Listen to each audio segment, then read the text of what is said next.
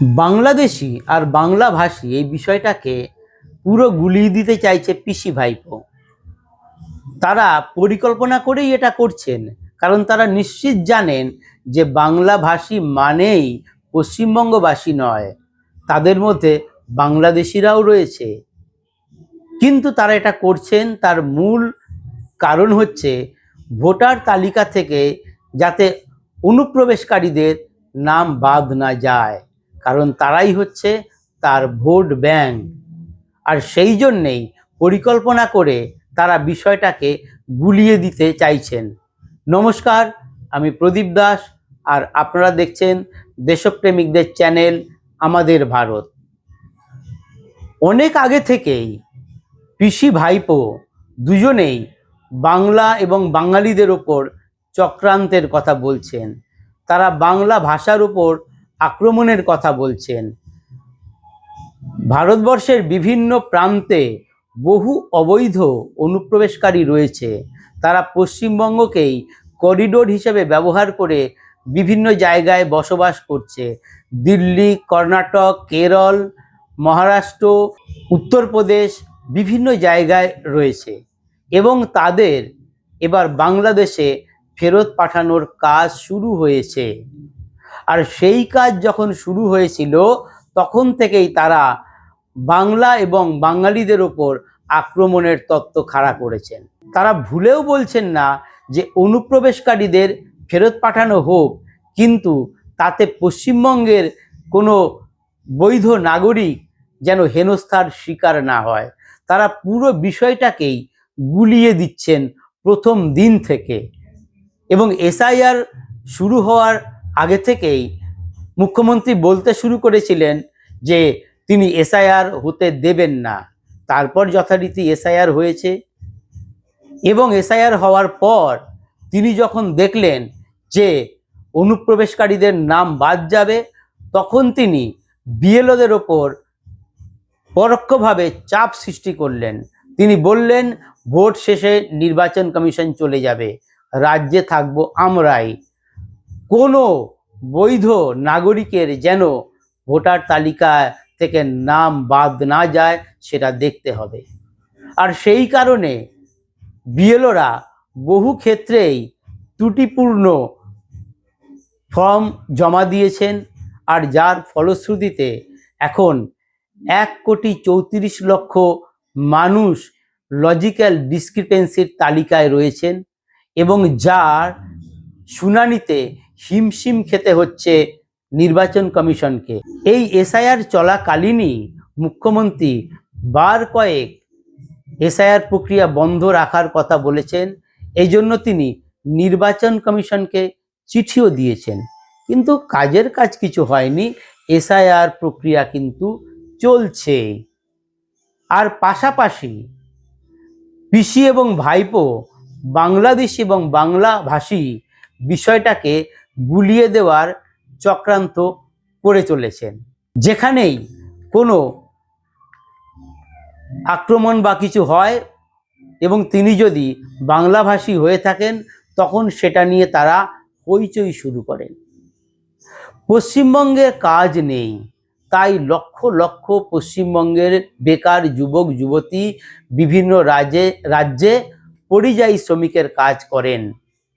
তো কখনো কখনো হয়তো ব্যক্তিগত ঝামেলা বা অন্য কারণ বা পারিবারিক অশান্তির কারণে কারো মৃত্যু হয় এবং সেটাকেই তারা তুলে ধরেন যে বাঙালিদের ওপর আক্রমণ হচ্ছে। কয়েকদিন আগেই বন্ধু সরকার এই ঝাড়খণ্ডে এক পরিযায়ী শ্রমিকের মৃত্যু হয়েছিল, তাই নিয়ে মুর্শিদাবাদের বেলডাঙ্গা উত্তপ্ত হয়ে উঠেছিল। অথচ এই মুর্শিদাবাদের পুলিশ গিয়েই তদন্ত করে জেনে এসেছে যে ওই পরিযায়ী শ্রমিক নিজেই গলায় দড়ি দিয়ে আত্মহত্যা করেছে। সেখানকার তার সম্প্রদায়ের মানুষের সাক্ষাৎকারও নিয়েছে পুলিশ। তারা জানিয়েছে যে সেখানে তারা ভালোই আছে, তাদের ওপর কোনো হয়রানি হয় না, পুলিশ তাদের যথেষ্ট সাহায্য করে এবং এলাকার মানুষও তাদের সঙ্গে সদ্ভাব বজায় রাখে। অথচ এই বিষয়টাকে নিয়েই উত্তপ্ত হয়ে উঠেছিল মুর্শিদাবাদের বেলডাঙ্গা। বলা হচ্ছে পরিকল্পিতভাবে চক্রান্ত করে বাঙালিদের ওপর আক্রমণ করা হচ্ছে। আচ্ছা, ছোটবেলা থেকেই তো শুনে আসছি দিল্লির চিত্তরঞ্জন পার্কের কথা। সেখানে তো বাঙালিরাই বাস করে, বংশ পরম্পরায় তো তারা সেখানে রয়েছে। কই, সেখানে তো কোনো আক্রমণের কথা শুনি না। এই কিছুদিন আগে মহারাষ্ট্রের পুনে গিয়েছিলাম। সেখানে একটি রেস্টুরেন্টে বসেছিলাম। তখনই পাশের টেবিলে কয়েকজনকে বাংলায় কথা বলতে শুনলাম। এগিয়ে গিয়ে তাদের সঙ্গে পরিচয় করলাম, কথা বললাম এবং জানতে পারলাম সেখানে প্রায় 10,000 পরিযায়ী শ্রমিক রয়েছে। কই, তাদের উপর তো কোনো আক্রমণ হয় না।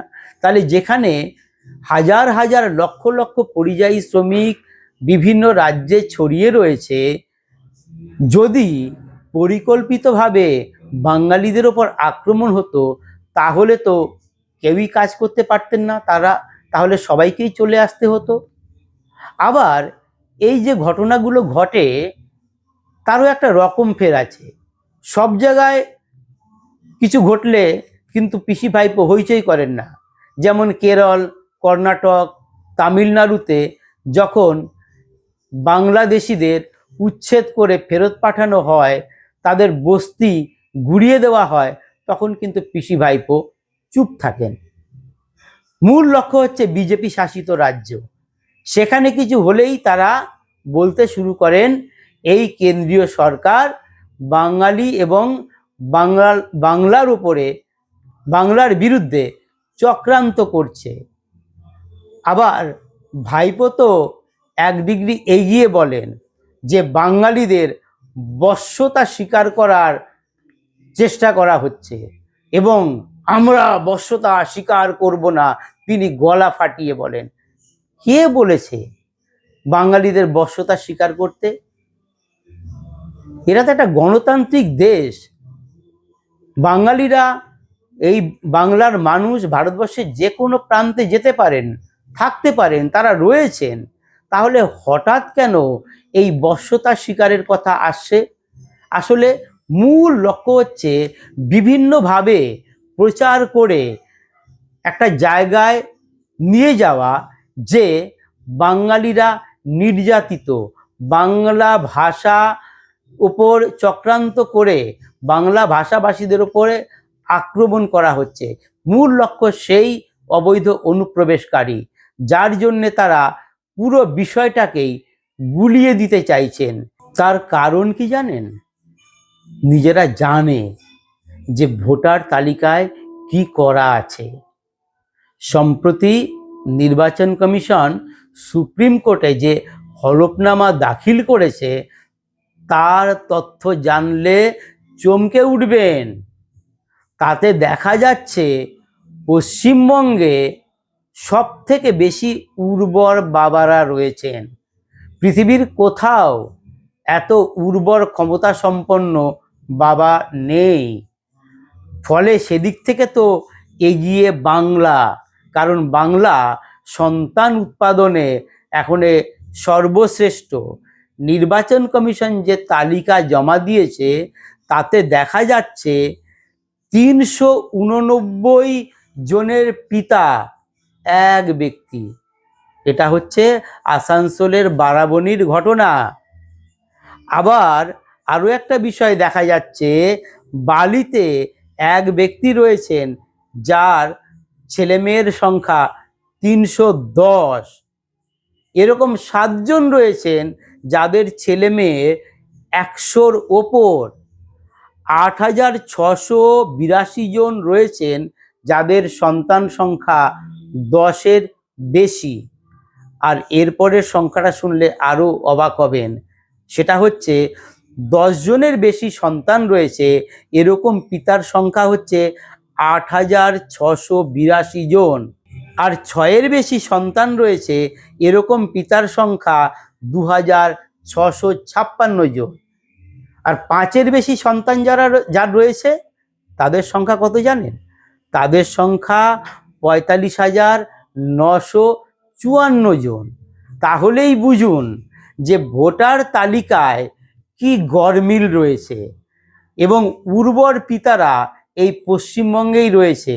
তাই উর্বর এই পিতাদের সন্তানরা যাতে ভোটার তালিকা থেকে বাদ না পড়ে তার জন্যে পরিকল্পনা করে এই বাংলা এবং বাঙালিদের বিরুদ্ধে চক্রান্তের কথা তুলে ধরা হচ্ছে।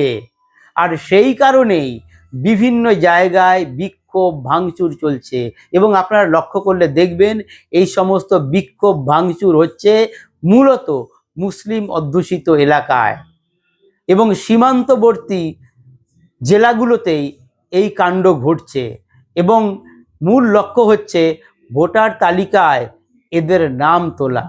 কিন্তু নির্বাচন কমিশন যে 13টা নথির কথা বলেছে সেইগুলো তো জমা দিলেই তাদের নাম উঠবে, কোনো সমস্যা থাকার কথা নয়। আর যে সমস্যা রয়েছে, বিরোধীরা তো বলছেই যে প্রথম থেকেই চক্রান্ত করে বিএলওদের ওপর চাপ সৃষ্টি করে এই ফর্মে ভুল রাখা হয়েছে, যার জন্যে নেতাজির পরিবারের সদস্যকেও এই শুনানিতে ডাকা হয়েছে। তার কারণ হচ্ছে যে তার ফর্মে ভুল রয়েছে, ভুল থাকার তো কথা নয়। তাহলে এই জিনিস করে একটা তাল গোল পাকিয়ে দেওয়ার চক্রান্ত চলছে, পাশাপাশি বিক্ষোভ আন্দোলন চলছে। কিন্তু রাজ্যের মানুষ পিসি ভাইপোর এই চক্রান্ত ধরে ফেলেছে। তারা বুঝে গেছে যে তাদের মূল লক্ষ্য কি।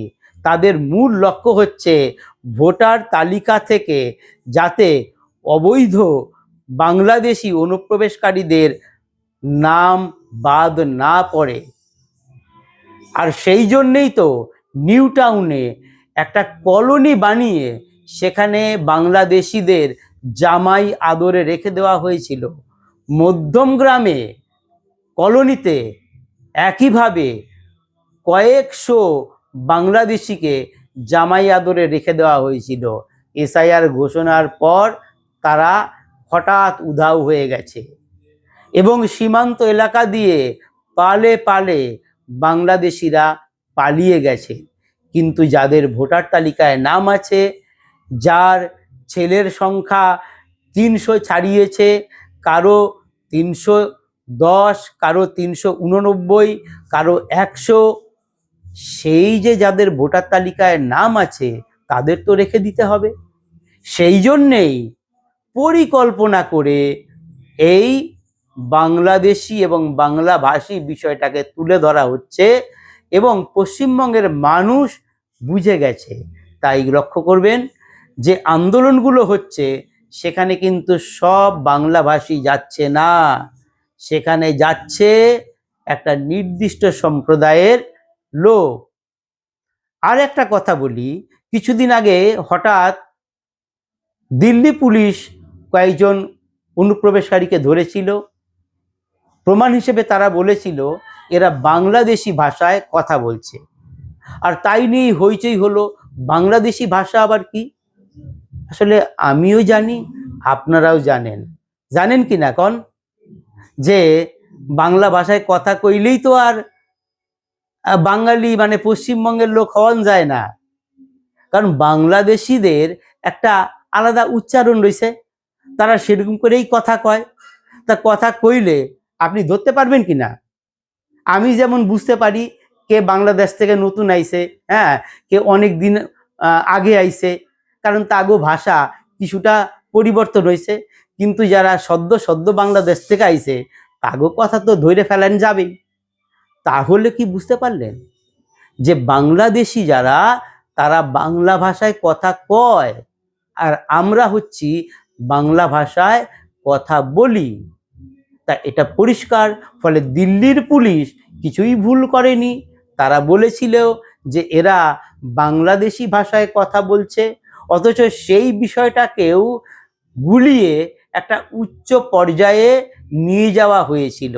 আসলে মূল লক্ষ্য আপনারা খেয়াল করবেন, মূল লক্ষ্যই হচ্ছে ভোটার তালিকায় যাতে অনুপ্রবেশকারীরা বাদ না পড়ে, কারণ তারাই হচ্ছে ভোট ব্যাংক এবং তাদের সাহায্যেই গত 15 বছর ধরে ক্ষমতায় টিকে রয়েছে এই আমাদের মুখ্যমন্ত্রী।